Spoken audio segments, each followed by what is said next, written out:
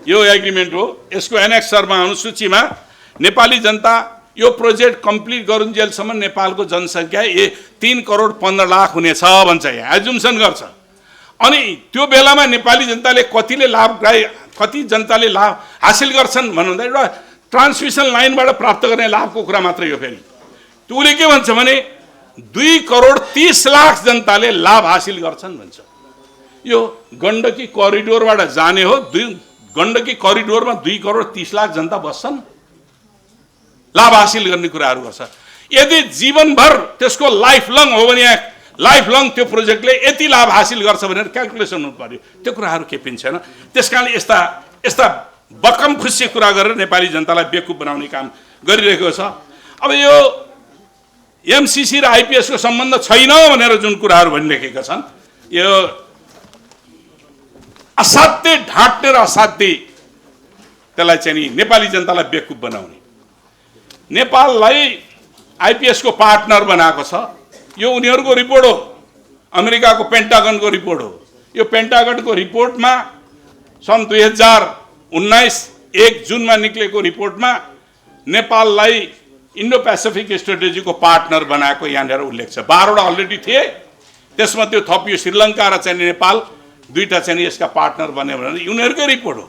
अब यहाँ भन्छन् नेपाल आइपीएस को पार्टनर छैन भनेर भनिरहेका छन् जनतालाई भ्रम पार्नका निम्ति। अनि अर्को यही रिपोर्टमा छ इन्डो पेसिफिक को मातहत हो। अब इन्डो पेसिफिक का 4 वटा उद्देश्य छन्, आइपीएस का 4 वटा उद्देश्य। पहिलो उसको उद्देश्य, बेसिक उद्देश्य के हो भने मिलिट्री। चौथो जोइन्ट अपरेसन। जोइन्ट अपरेसन यदि आइपीएस का मुलुकहरूमाथि कुनै पनि प्रकारको केही कतैपट्टिबाट केही भयो भने जोइन्ट अपरेसनको उनीहरूको उद्देश्य छ, 4 वटा उद्देश्यका साथ। अब नेपाललाई आइपीएस को पार्टनर बनाइसके पछाडि हाम्रो कन्स्टिट्युसनले दिँदैन, परमिसन गर्दैन। हाम्रो संविधानले नेपाललाई आइपीएस मा सामेल, प्लिज छोडिदिनुस् बच्चालाई, नेपाललाई आइपीएस मा सामेल हुन दिँदैन। किनभने अन्तर्राष्ट्रिय सैनिक वा कुनै पनि प्रकारको गठबन्धनमा सामेल नहुने हाम्रो कमिटमेन्ट छ, हाम्रो कन्स्टिट्युसनल प्रोभिजन छ। हामी असंलग्न परराष्ट्र नीति पञ्चशीलका सिद्धान्त मानेका छौँ। जसले अन्तर्राष्ट्रिय रूपमा गठबन्धनमा सामेल हुँदैन। यो 4 वटा क्राइटेरिया अन्तर्गत नेपाल जुन थियो नि, नेपालले 4 वटै परेको छ। आइपीएस को गठबन्धन बनाएको छ, आइपीएस मा गठबन्धन। अनि त्यसपछि हाम्रो चाहिँ स्ट्रेटेजी लोकेसन भन्ने हो भने 14 वटा चीनलाई घेरेका 14 वटा मुलुक मध्ये चीनमा जानका निम्ति, चीनलाई विघटन गर्ने उद्देश्यका साथ जानका निम्ति, तिब्बत छुट्याउनका निम्ति स्ट्रेटेजिक लोकेसन पनि भएको छ। द्वन्द्वोत्तर युद्ध र आन्दोलनबाट हामी द्वन्द्वबाट बाहिर निस्केका छौँ। गरिब राष्ट्र, संसारको गरिब राष्ट्र। अब यो अस्ति युएनले के गर्यो त्यो हुँदैछ, के अरे विकासोन्मुख राष्ट्र भनेको छ, त्यो कति हो थाहा छैन, तर गरिब राष्ट्र हुँदै हो। त्यसकारणले यो सबै क्राइटेरिया भित्र उसले नेपालमा इन्जेक्ट गर्न खोजिरहेको छ, जुन इन्जेक्ट नेपालको सभरेन्टीको च्यालेन्ज हो। अब यस्तै इम्प्लिमेन्टेसन एग्रिमेन्ट बनाएको छ जुन यसको पार्ट हो।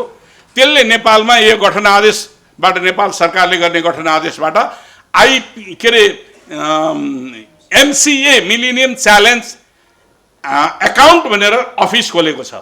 लालदरबारमा अफिस छ। कति तलब खान्छन् तपाईहरु आश्चर्य, नेपाली जनताले त्यति तलब कहिले पनि कल्पना गर्दैन। र त्यो अफिसले सबै उसको लोयल्टी एमसीसी प्रति छ। अधिकांश मान्छे नेपाली छन्, तर त्यसमा के हो त भन्दाखेरि उनीहरूले त्यसको रिपोर्टिङ गर्नेदेखि लिएर निर्देशन लिने सबै नेपाल सरकारसँग, कुनै पनि सरकार होइन, नेपालका सचिवहरू छन्, त्यसमा पदेन सचिवहरू छन्, तर उनीको रिपोर्टिङ गर्ने, रिपोर्ट दिने, डकुमेन्ट बुझाउने थलो कहाँ हो त भन्दाखेरि आइपीएस। अब अर्को डेन्जरस कुराहरू, यदि हामीले यो सम्झौता अनुमोदन गर्यौं भने कानुन बन्छ। यो सम्झौता कानुन बन्छ। कानुन बन्यो भने सबैले फलो गर्नुपर्छ। यो कानुन बन्दाखेरि अमेरिकन कानुनलाई पनि हामीले इन्डोर्स गर्नुपर्छ, अमेरिकी कानुनलाई पनि गर्नुपर्छ। यही सम्झौताको 3 आर्टिकल 3 and 3.3 मा के उल्लेख गरिएको छ भने इन्डो पेसिफिक के अरे हामीले चाहिँ यो कानुन पास गरिसके पछाडि अमेरिकी कानुन पालन गर्नुपर्छ। अमेरिकी कानुनले हाम्रो संविधान र हाम्रो चाहिँ आफ्नै स्वतन्त्र नीतिको विरुद्ध निर्देशन गर्छ र त्यो कुरा हामीले पालन गर्नुपर्छ। के पालन गर्नुपर्नेछ? पहिलो कुरोले के भन्छ भन्दाखेरि हामीले राजनीतिक रूपमा बहुलवादलाई समर्थन गर्नुपर्छ। प्लुरालिज्म, मार्क्सवाद विपरीत कुरा हो। कम्युनिस्टहरूले त मान्दैन त्यो कुराहरू। प्लुरलिज्म कम्युनिस्टहरूले मान्दैनन्, बहुलवादलाई अर्थात् संसारभरमा भएका सबै चिन्तन प्रणाली र अस्तित्वलाई सार्वभौममा स्वीकार गर्नुपर्छ। त्यसो भने वर्ग र वर्ग सङ्घर्षको कुरा आउँदैन, सामन्तवादको विरोध गर्ने कुरा आउँदैन, सैन्यवादको विरोध गर्ने कुरा आउँदैन, साम्राज्यवादको विरोध गर्नुपर्ने कुरा आउँदैन, के पनि कुराहरू आउँदैन। जे छ त्यही कुरालाई मान्ने भनेपछि यो के हो भने पुँजीवादीहरूको एउटा फिलोसफिकल चाहिँ नि ग्राउन्ड हो। त्यस्तै गरिकन उसले के भन्छ, अब निजी सम्पत्तिको रक्षा गर्न अनिवार्य रक्षा, त्यहाँ निजी सम्पत्ति अतिक्रमण हुन सक्दैन। सम्पत्ति निजी भनेको जमिन भनेको राज्यको, अनि उसले चाहिँ के गर्छ भने त्यसको ग्यारेन्टी गर्ने कुरा गर्दछ। त्यस्तै अर्को कुरा के गर्छ, मैले महत्त्वपूर्ण मात्र गरेँ, नागरिक र फर्महरूलाई भूमण्डलीय व्यापारमा अन्तर्राष्ट्रिय पुँजी निवेश गर्न प्रश्रय दिने, मल्टिनेसनल कर्पोरेसनलाई लगानी गर्न खुल्ला छुट दिनुपर्छ भन्छ, खुल्ला छुट। अर्को के छ, निजी क्षेत्रलाई प्राथमिकता दिने। हामीले त के गरेका छौँ, हाम्रो इकोनोमीको 3 पिलर इकोनोमी, यी राज्य, के अरे निजी र सहकारी। यसले सहकारीलाई एभोइड गर्छ, किनभने पिपुल पार्टिसिपेसन गर्ने कुराहरूलाई यसले एभोइड गर्छ र व्यक्तिगत नितान्त पुँजीवादी कुरोलाई लैजाने। अझ त्यहाँनिर क्लियरली के छ, अर्थतन्त्रमा बजारीकरण नीतिलाई बलियो पार्नुपर्छ। यो कमिटमेन्ट गरेपछि, हामीले यो पास गरेपछि हाम्रो यो कानुन बन्छ, यो पनि हाम्रो कानुन बन्छ। अब हामीले गर्ने कि नगर्ने हो, त्यसैमा हामीले के भन्यौँ भने हाम्रो राष्ट्रिय हितको विरुद्धमै भएको, सबै अर्थतन्त्रको विरुद्धमा भएको, स्वतन्त्रताको विरुद्धमा भएको, स्वाधीनताको विरुद्धमा भएको कारणले हामीले यो स्वीकार गर्न सक्दैनौँ। अनि ठुलो पुँजी अमेरिकी अनुदान $50 करोड हामीले प्राप्त गर्ने, त्यति ठुलो धनराशि आजसम्म प्राप्त गर्थेन। धनराशि प्राप्त हुन्छ, एउटा सञ्चार माध्यमले 62 अरब रुपियाँ कर तिर्न बाँकी छ। भन्सारमा सेटिङ नगरिकन भन्सार गर्ने हो भने, ल्याउने हो भने भन्सारबाट अरबौं अरब रुपियाँ तीबाट हुन्छ। कर छली नगर्ने भने खरबौं खरब रुपियाँ निक्लन्छ। एउटा मात्रै हेर्नु, पेट्रोलियम प्रोडक्टमा हामीले तेल उत्पादन गर्दैनौँ, वर्षमा 2.5 खरब बराबरको हामीले तेल आयात गर्छौँ। तेलको सट्टामा हाम्रो विद्युत प्रयोग गर्न थाल्यो भने कति सस्तो पर्दो रहेछ। 1 युनिट बिजुलीले साना गाडीहरू 10 किलोमिटर गुड्छन्। 1 युनिट बिजुलीले साना गाडीहरू 10 किलोमिटर गुड्छन्। 1 लिटर तेलले साना गाडीहरू 10 देखि 12 किलोमिटर गुड्छन्। हेर्नुहोस् है, 1 लिटर तेललाई 119 रुपियाँ पर्छ। 1 युनिट बिजुलीलाई 14 रुपियाँ, म्याक्सिमम 14 रुपियाँ पर्छ। 14 रुपियाँको हिसाब गर्यो भने 105 रुपियाँ प्रति 10 किलोमिटर हामीलाई नाफा हुन्छ। हामी अहिले नै 6000 मेगावाट विद्युत हामीले खपत गर्न सक्दछौँ। प्रति वर्ष 10% का दरले विद्युतीय गाडीहरूको प्रयोग गर्न थाल्यो भने 1 वर्षमा 22.5 अरब रुपियाँको विदेशी मुद्रा बचत हुन्छ। यो दिशामा सोच्दैन, कमिसन आउँछ, यसबाट पनि आउँछ, उताबाट पनि आउँछ। इन्डस्ट्रियलाइजेसनमा गयो भने, एग्रिकल्चरमा अहिले पम्पिङ सेटमा प्रयोग गर्यो भने 600 मेगावाट बिजुली प्रयोग हुन्छ। 600 मेगावाट अहिले हामीलाई बेच्नुपर्ने छ र बिजुली बेच्नुपर्ने आवश्यकता होइन। हाम्रो प्रायोरिटी बेच्ने होइन, हाम्रो प्रायोरिटी कन्ज्युम्सन बढाउने हो। जुन मुलुकमा उपभोग, विद्युतको उपभोग बढी भएको हुन्छ त्यो मुलुकका जनताहरू धनी हुन्छन्। जहाँ विद्युतको उपभोग कम हुन्छ त्यो जनताहरू गरिब हुन्छन्। हामीलाई मल कारखाना चाहिएको छ, हामीलाई सिमेन्ट कारखाना, हामीले यहाँबाट उत्पादन, हाम्रै क्लिङ्करहरूबाट चाहिँ उत्पादन गरेर विदेशमा निर्यात गर्न सक्ने हामीसँग क्वालिटीको छ। त्यसकारण यो दिशामा नसोचेर हामीले यो ट्रेड गर्ने, यो लगेर बेचेर संसारमा बिजुली बेचेर कोही पनि देश धनी भएको छैन। त्यसकारणले यो जुन प्रोजेक्टका रूपमा जसरी हामीलाई देखाएर आएको छ, बाटो विस्तार, पहिले त 5वटा बाटो भनेको थियो, पछि लास्टमा गएर 100 किलोमिटरको पूर्व पश्चिम राजमार्गमा चाहिँ नि केन्द्रित गरिराखेको यो प्रोजेक्ट। त्यसकारणले यो के हो त भन्दाखेरि सन् 2001 को ट्विन टावरको घटना पछाडि अमेरिकाले राष्ट्रिय सुरक्षा रणनीतिलाई प्रमुखता ठानेर संसारव्यापी रूपमा लगानी गर्ने कुराहरू। अब यो केसँग जोडिया छ कि छैन, यी थुप्रै प्रमाणहरू छन् हामीसँग। अमेरिकनहरूले यो आइपिएस को मातहत भन्छ, अमेरिकन अधिकारीहरूले। हाम्रा उपबुजुर्गहरूले अमेरिका मातहत छैन भन्छन्। अमेरिकी कुरा आधिकारिक हुन्छ कि नेपालका उपबुजुर्गहरूको कुरा आधिकारिक हुन्छ, जसले राष्ट्रियताप्रति संवेदनशीलता नै देखाउँदैन। त्यसकारणले गर्दाखेरि यी प्रश्नहरू पनि जटिल प्रश्नहरू छन्। त्यसैले हाम्रो देशको राष्ट्रिय स्वतन्त्रता, स्वाधीनता, स्वाभिमान, अखण्डता, सार्वभौमिकता सबैको विरुद्धमा भएको कारणले हामीले यो एग्रिमेन्टले नेपाललाई बेनिफिट होइन, नेपाललाई पराधीन बनाउने भएको कारणले गर्दाखेरि यसलाई टोटल्ली रिजेक्ट गर्नुपर्छ। यो संशोधन हुँदैन। मसँग फतिमाले लेखेको पत्र छ। यो फतिमाले लेखेको पत्र नेपाल सरकारले क्वेसनर पठाएको थियो। त्यो क्वेसन फतिमालाई सोध्ने होइन, एमसीसीलाई सोध्ने थिएन। सरकारले त्यहाँनिर मिस्टेक, अहिलेको सरकारले पनि मिस्टेक गरेको। त्यो क्वेसन, यी क्वेसनहरू त नेपाली जनतालाई सोध्ने हो। एमसीसी हाम्रो निम्ति हितकर छ कि छैन भन्ने कुराहरूको जति क्वेसनहरू यसमा उठेका छन् नेपाली जनतालाई सोध्नुपर्ने हो। श्रीलङ्काले जे गर्यो त्यो ठिक गर्यो। एमसीसीसँगको $480 मिलियन को एग्रिमेन्टको प्रपोजल थियो। हाम्रो सम्झौतामा हस्ताक्षर उनीहरूको नभइसकेको स्थिति हो। उसले के गर्यो भने यो सम्झौता र यसका शर्तहरू उपयुक्त छन् कि छैनन् भनेर जनतालाई सोध्यो। एउटा विज्ञहरूको टोली बनायो, त्यसले अध्ययन गर्यो। कार्यदल 3 महिना 4 महिना कति लगाएर संयौं कार्यशाला गोष्ठी गरायो, जसको निष्कर्ष निकाल्यो यो प्रोजेक्ट श्रीलङ्काको हितमा छैन, त्यसकारणले उसलाई इन्कार गर्नुपर्छ भनेर श्रीलङ्काले गर्यो। हाम्रो के भने उसले जोसँग सम्झौता गरेको हाम्रो हितमा छ कि छैन भनेर सोध्ने हो उसलाई हामीले। हाम्रो उल्टो कुरा भयो। त्यसकारणले यो बेठिक ढङ्गले गर्यो, यो जनतालाई सोधिनु पर्दथ्यो। हामीले त्यसैले के हो त भन्दाखेरि यो बेठिक ढङ्गले भएको छ, यसलाई हामीले स्वीकार गर्न सक्दैनौँ। अब संशोधन हुन्छ कि हुँदैन भने त यसैले भनिदिइसकेका छ। उत्तरमा संशोधन हुँदैन, एग्रिमेन्ट गरेको कुरा संशोधन हुँदैन, मूल सम्झौतामा संशोधन हुँदैन। अब संशोधनै हुँदैन भनेर हामीले पार्लियामेन्टले संशोधन गर्ने, सङ्कल्प प्रस्ताव राख्ने, यी वाहियात कुरा हुन्, जनतालाई ठग्ने कुराहरू हुन जान्छन्। त्यसैले संशोधन पनि हुँदैन। एकपक्षीय संशोधन गरेर पार्लियामेन्टले संशोधन गरेर पनि त्यो कुराहरू लागू हुने होइन। रिट्रिटीमा जानुपर्दछ यदि जाने हो भने। रिट्रिटी अहिले हाम्रो आवश्यकता हो कि होइन, यो प्रोजेक्ट हाम्रो आवश्यकता हो कि होइन भन्ने प्रश्न पनि गम्भीर छ। त्यसकारणले मलाई के लाग्दैन भने मैले यो ट्रान्समिसन लाइनको अहिले जुन लप्सेफेदीदेखि लिएर बुटवल र बोर्डरसम्म बनाउने 306.5 किलोमिटरको डबल सर्किटको ट्रान्समिसन लाइन, इन्डियालाई बिजुली बेच्ने भनेर बनाउनु खोजिएको ट्रान्समिसन लाइनको आजसम्म मैले औचित्यता देखाएको छैन। म यही क्षेत्रमा क्रियाशील छु, तर मैले यसको औचित्यता देखाएको छैन। हामीले त पूर्व पश्चिम राजमार्गको जुन क्षमता हो, पूर्व पश्चिम राजमार्गलाई आधारित गरेको नेसनल ग्रिडको क्षमता वृद्धि गर्न लागिरहेका छौँ। 400 किलो 132बाट 400 किलोभोल्टको बनाउन थालिरहेका छौँ। पुष्पलाल राजमार्गलाई आधारित गरेर फेरि पहाडी त्यस्तै नेसनल ग्रिड बनाएर उत्तरतिरका आयोजनाहरूलाई त्यो ग्रिडमा कनेक्सन गरेर हामीले तिब्बतसँग पनि व्यापार गर्न सक्ने आधार बनाउन खोजिरहेका छौँ। यो बेलामा हामीलाई निर्यात गर्न हतार भयो। त्यसकारणले यो नियत जन्न पनि बेठिक ढङ्गले प्रस्ताव आएको कारणले यो कुराहरू हाम्रा निम्ति स्वीकार्य हुन सक्दैन।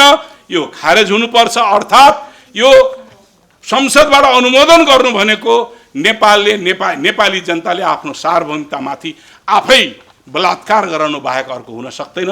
त्यसैले यसलाई जनस्तरबाट नै यसको विरोध तमाम रूपमा भइरहेको छ। पार्लियामेन्टले पनि त्यसलाई अनुमोदन नगरोस्। यदि पार्लियामेन्टले अनुमोदन गर्यो भने इतिहासको सबभन्दा ठुलो कालो धब्बा यति बेला हुनेछ। प्रोजेक्ट बापत प्राप्त हुने बौद्धिक सम्पत्तिमा एमसीसीको हक लाग्छ, सम्झौतामा छ।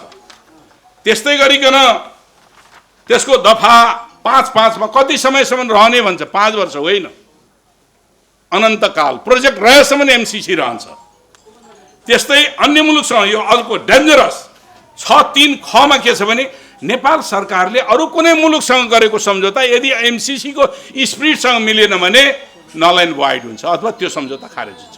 हामीले चीनसँग गऱ्यौँ, हामीले बेलायतसँग गऱ्यौँ, अथवा हामीले जापानसँग गऱ्यौँ, हामीले इन्डियासँग गऱ्यौँ।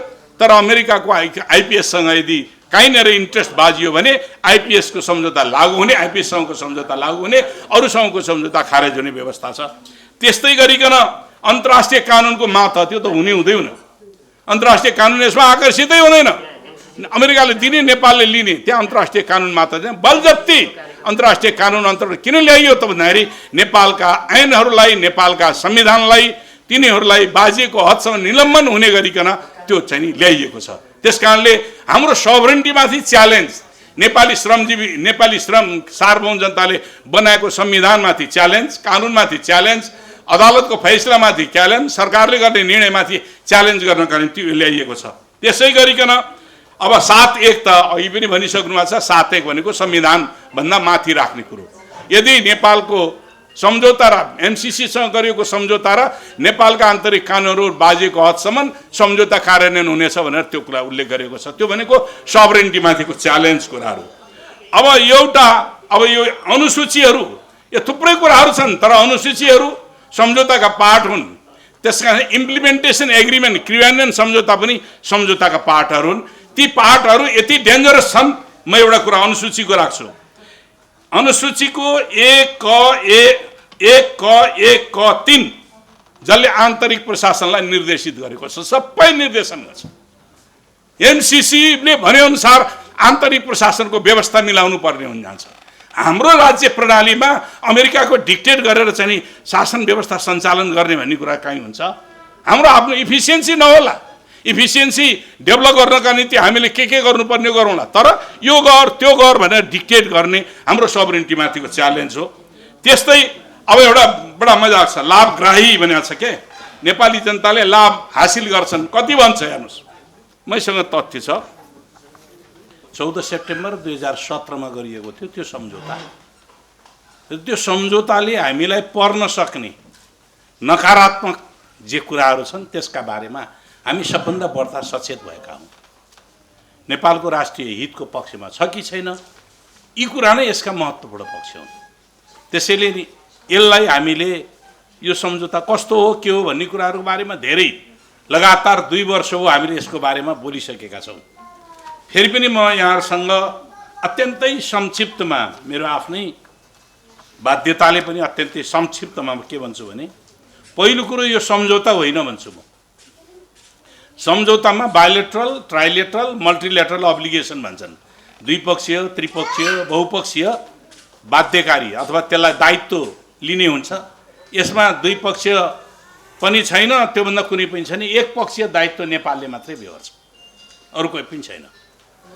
अर्को यो अनुदान भनिएको छ, अनुदानमा शर्तहरू हुँदैनन्। दान, दातव्य, चन्दा, पुरस्कार, अनुदान, यसमा शर्तहरू हुँदैनन्।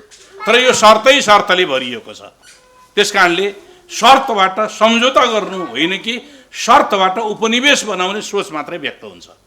त्यसकारणले यो उपनिवेशवादी सम्झौता हो। अब यो यदि अमेरिकाले हामीलाई दिने हो भने लेटर अफ एक्सचेन्ज मात्रै गरेको भए पनि पुग्थ्यो, जो कुनै सन्धि ऐनभित्र छिर्नै पर्दैन, अन्तर्राष्ट्रिय कानुनमा पनि जानु पर्दैन थियो। यदि हामीलाई चाहेको, हामीलाई उदात्त भावले हामीलाई सहयोग गर्न खोजेको हो भने, तर त्यो कुराहरू होइन। त्यसकारणले यसलाई अनुचित प्रकृतिले, अनुचित प्रकारले, अनुचित शर्तहरू राखेर यो चाहिँ नि सम्झौता गरिएको छ, जसका कारणले यसको उद्देश्य, ओरिजिन नै के हो त भन्दाखेरि यो बेठिक छ, उपनिवेशवादी सोचबाट आएको यो सम्झौता हो। अब उपनिवेशवाद केका निम्ति त भन्दाखेरि नेपालको जियोलोजिकल जियोग्राफिक लोकेसन, यी भौगोलिक जो अवस्थिति हो, त्यो भौगोलिक अवस्थितिलाई विश्व राजनीतिमा आफ्नो अनुकूलतामा फेर्नका निम्ति नेपाली भूमि प्रयोग गरेको। नेपाली भूमि प्रयोग गर्दाखेरि नेपालले राष्ट्रिय सार्वभौमिकता गुमाउनु पर्ने स्थिति छ। अब नेपाली भूमि प्रयोग गरेको सन्दर्भमा एउटा मात्रै भनिदिन्छु, दक्षिण पूर्वी एसियामा एम्बेसी, अमेरिकाका एम्बेसीहरू छन्। दक्षिण पूर्वी एसियाका कुनै पनि मुलुकभन्दा सबभन्दा सोफिस्टिकेटेड एम्बेसी नेपालमा बनेको छ। भारतमा छैन, 3 करोड पपुलेसन छैन, तर सबभन्दा सोफिस्टिकेटेड एम्बेसी किन यहाँ बन्नुपर्ने? के औचित्यता छ? के अमेरिकनहरूले माया गरेर नेपाललाई उ गरेर हो? होइन। म एकचोटि फ्ल्यासब्याक तपाईँलाई 2031 सालमा लैजान्छु। 31 सालमा खम्पा विद्रोह भएको थियो, मुस्ताङलाई बेस बनाएर तिब्बतको विरुद्धमा, चीन तिब्बत टुक्राउनुका निम्ति भएको थियो। त्यसको सञ्चालन गर्ने को थियो त भन्दाखेरि CIA थियो, अमेरिकाको गुप्तचर संस्था, अन्तर्राष्ट्रिय क्षेत्रमा गुप्तचर संस्था। त्यसको व्यक्ति को थिए? के नाउस, जोन के नाउस भन्ने थिए। उनले एउटा किताब लेखेका छन्, अर्फन्स अफ कोल्ड वार भन्ने एउटा किताब लेखेका छन्। त्यसमा मुस्ताङ अपराइजिङ भन्ने एउटा चाहिँ नि च्याप्टर छ। त्यो कसरी परिचालन भएको थियो भन्ने कुरा टोटल त्यसैमा छ। नेपाललाई बेस भने त्यति बेला प्रयोग गरिएका हतियारहरू यी इटालियन र अमेरिकन हतियार थिए। 2031 साल फागुनमा टुडी खेलमा खुल्ला उसमा चाहिँ नि प्रदर्शन गरिएको थियो त्यो हतियार। कहाँबाट गयो त भन्दाखेरि त्यति बेला सीता पाइलामा एउटा सानो एयरपोर्ट थियो, त्यहाँबाट एयरलिफ्ट गरेर पठाइने गरिएको थियो। त्यसैले हिजोदेखि नै नेपाललाई बेस बनाएर चीन विरोधी गतिविधि गर्ने थलोको रूपमा अहिले तिब्बतीयन शरणार्थीहरू नेपालमा छन्। अमेरिकाले प्रेसर दिन्छ, उनीहरूको त नागरिकता त छैन। अमेरिकाले के भन्छन्? ट्राभल डकुमेन्ट बनाएर नेपाल सरकारले देऊ भनेर भन्छ। ट्राभल डकुमेन्ट बनाउने बित्तिकै के भन्छ भने त्यसमा नेसनालिटी लेख्नुपर्ने हुन्छ। नेसनालिटी के लेखा भन्छ नि तिब्बतियन नेसनालिटी लेखा भन्नुहुन्छ हामी तिब्बतियन नेसनालिटी चीनलाई हामीले चाहिँ नि मुख्य चीनलाई नै एक चीन नीति हामीले लिएका छौं त्यसकारणले हाम्रो फरेन पोलिसीको एगेन्स्टमा हुन्छ यो प्रेसर लगातार भइरहेको छ यो पृष्ठभूमि र इमर्जिङ पावरको रूपमा चीन जुन उठिरहेको छ अमेरिकाको निम्ति सैन्य शक्ति प्रविधि सबै कुराले च्यालेन्ज बन्दै र इकोनोमीले पनि च्यालेन्ज बन्दै गइरहेको कारणले सोभियत युनियनको विघटन पछाडि अब अमेरिकाको टार्गेट चीनको विघटनको टार्गेटका निम्ति नेपाललाई प्रयोग गर्न खोजिएको छ र चीनको वरिपरि 14 वटा राष्ट्रहरू छन् 14 वटा राष्ट्रहरूमध्ये कमजोर कडीको रूपमा नेपाललाई प्रयोग गर्न खोजिएको छ अरू राष्ट्रबाट कतैपट्टिबाट अमेरिकाले एक्सेस पाएन चीनको विरुद्धमा गतिविधि गर्नका निम्ति चीनलाई विखण्डनको दिशामा लैजानका निम्ति कुनै ठाउँबाट पनि एक्सेस पाएन जसको कारणले गर्दाखेरि कमजोर कडीका रूपमा रहेको नेपाललाई उनीहरूले प्रयोग गर्न खोजिरहेको छ अहिले साउथ चाइना सीमा उनीहरूले सेना क्वाड्रिलेटरल सेक्युरिटी डायलग भन्ने एउटा संस्था बनेको छ 2007 मा बनेको थियो अस्ट्रेलिया इन्डिया जापान र अमेरिका यी चारवटाको त्यो क्वाडको अस्ति भर्खरको केही दिन अगाडिको केही समय अगाडिको एउटा बैठकले के भनेको छ भने चीनको दक्षिण पूर्वी एसियामा प्रभाव बढ्न थाल्यो त्यसकारणले त्यसको प्रभावको विरुद्धमा सैन्य गतिविधि कुनै पनि गतिविधिबाट त्यसलाई रोक्नु पर्दछ भनेर उनीहरूले रिजोल्युसनै पास गरिसकेका छन् त्यसकारणले हाम्रो राष्ट्रिय सार्वभौमिकता चीनको बारेमा हामीले बोलिदिनु पर्ने लेखिदिनु पर्ने भनिदिनु पर्ने जरुरत छैन चीनले आफ्नो सेक्युरिटी आफै गर्छ तर चीनको विरुद्धको गतिविधि गर्ने नाममा हाम्रो देशको राष्ट्रिय सार्वभौमिकता अखण्डता स्वाभिमानलाई उनीहरूले समाप्त पार्नका निम्ति यो योजना अन्तर्गत समग्र रूपमा यो योजना अन्तर्गत एमसीसी सँग गरिएको सम्झौता हो नेपालको हितका निम्ति होइन नेपालको माया लागेर हितका निम्ति होइन किन हितका निम्ति होइन जुन शर्तहरू राखिएका छन् त्यो शर्तहरूले नेपालको हित गर्दैन म तपाईहरुलाई एक दुईटा कुराहरू मात्रै भन्न चाहन्छु यो सम्झौता 4 प्रकारको देशहरूमा उल्लेख गर्ने गरेको 4 प्रकारका देशहरू एउटा अमेरिकी एलायन्समा भएका नाटो अहिले आएर Indo Pacific strategy IPS quad यी मुलुकहरूसँगको उनीहरूको छ एक पहिलो क्याटेगोरी दोस्रो स्ट्र्याटेजिक लोकेसनमा भएका मुलुकहरू सामरिक महत्त्वका मुलुकहरू तिनीहरूलाई इजिप्ट इजरायल इन्डोनेसिया फिलिपिन्स यी यस्ता मुलुकहरू जो अमेरिकाको ग्लोबल पोलिटिक्सको निम्ति सैन्य शक्ति प्रयोग गर्नका निम्ति एक्सेस हुन्छ यी हवाई मार्ग जलमार्ग र भूमार्गको निम्ति एक्सेस प्रयोग गर्नुपर्ने छ ती मुलुकहरूका निम्ति प्रयोग उनीहरूले अनुदान दिने यस्तो प्रकारको तेस्रो द्वन्द्वोत्तर मुलुकहरू आन्तरिक वा बाह्य कारणले द्वन्द्वमा फसेका मुलुकहरू जब द्वन्द्वबाट बाहिर निक्लिन्छन् ती मुलुकहरूलाई आफ्नो एलायन्समा ल्याउनका निम्ति उनीहरूले यो प्रस्ताव लैजाने गरेका छन् तेस्रो संसारका गरिब चौथो संसारका गरिब मुलुकहरू यसरी गर्ने गरिएको छ यो इन्डो पेसिफिक यो चाहिँ एमसीसी अन्तर्गतको पहिलो सम्झौता नै मेडागास्करमा सन् 2005 मा गरिएको थियो अहिले अब 13 लाख हेक्टर जमिन कोरियन कम्पनी 13 लाख हेक्टर जमिन कोरियन कम्पनीलाई र 8 लाख हेक्टर जमिन इन्डियन कम्पनीलाई दिएको थियो त्यो बारेमा मैले अलिकति भन्न सुन्नु यो त्यसकारणले अब यो अनि अर्को थ्रेशोल्ड भन्छ यो सहायता दिनका निम्ति उले थ्रेशोल्ड भन्छ थ्रेशोल्डमा सामान्यतया 2/3 थ्रेशोल्ड मिट गर्यो भने त्यस्तो सहायता दिने प्रचलन हुन्छ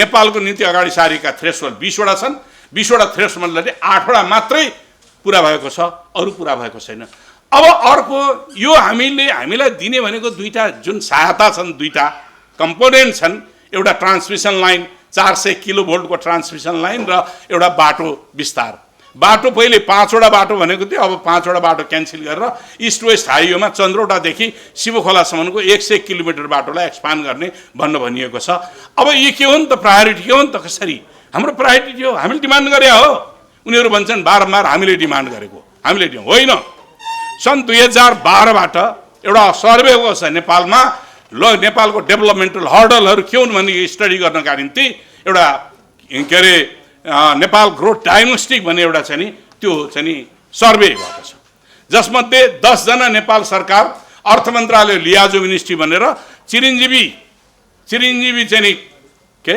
खनाल कि क्या चिरञ्जीवी है नेपाल के भने नेपाल हो चिरञ्जीवी नेपालको संयोजकतामा 10 जनाको एउटा टोली बनेको छ 10 जनाको टोली तर त्यसको सँगसँगै फेरि त्यसले लिड गर्दैन लिड एजेन्सी अमेरिकी सरकारको ब्राडले कनिङम भन्ने को लिडरशिपमा जो एमसीसी का विज्ञ हुन् तिनको नेतृत्वमा त्यसको लिड एजेन्सीको रूपमा त्यसले लिड गरेर त्यो चाहिँ नि सन् 2014 मा नेपाल ग्रोथ डायग्नोस्टिक भनेर एउटा यत्रो रिपोर्ट निक्लिएको छ हो त्यसले फाइन्डिङ गरेको छ त्यसका फाइन्डिङहरू ठीक छन् त्यसले नेपालमा के हर्डल क्रिएट गर्यो त विकासको निम्ति भनेको फाइन्डिङ ठीक छ तर डिमान्ड गरेर जुन दुईवटा प्रोजेक्टहरू भनेर भनिएको छ त्यो कुराहरू कसले भने त्यो भित्रबाट डिमान्ड गर्न लगाइएको छ नेपालका तथा स्वनाम धन्य विज्ञ भन्नेहरू तिनीहरूलाई लगाइएको छ इन्फ्रास्ट्रक्चर डेभलपमेन्ट सम्बन्धमा विज्ञ त यहाँ हाम्रो सूर्यराजी हुनुहुन्छ त्यसको उहाँको प्राज्ञ हो त्यसको प्रोफेसर हो उहाँ के त्यसको निम्ति कसरी गर्नुपर्दछ भन्ने कुराहरूको प्राज्ञ हो उनीहरूले फाइन्डिङ गरेका राजनैतिक अस्थिरता अस्थिर सरकार नीति कार्यान्वयनमा अनिश्चितता श्रम नियमन सेना ऐनमा जडता कानुनी जटिलता खराब सडक र महँगो ढुवानी विद्युत आपूर्तिको transmission high voltage transmission line नभएको अन्तिममा भन्छ करप्सन भ्रष्टाचार अब भ्रष्टाचारको र्याङ्किङमा के छ 170 वटा राष्ट्रमध्ये नेपाल 139औं र्याङ्कमा छ यति राख्दै म यहाँहरूसँग बिदा हुन चाहन्छु यहाँहरूसँग निस्किन्छु पनि बिदा हुन्छु कार्यक्रम स्थगित गरेर आएको हुनाले मैले पहिलोचोटि बोलौँ भनेर माग गरेँ धन्यवाद